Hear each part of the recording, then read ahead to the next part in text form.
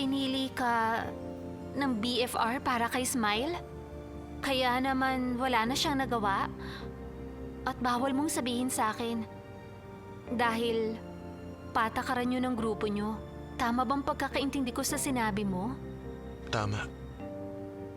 Nagigilty siya simula pa nung una namin tong ginawa.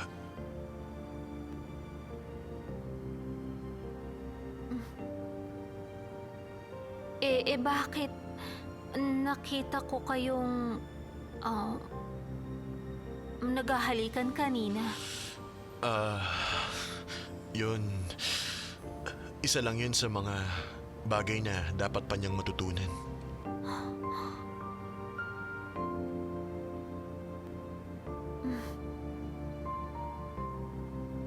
Bakit ganun? Bakit siya nagkaganyan? Ano nangyari?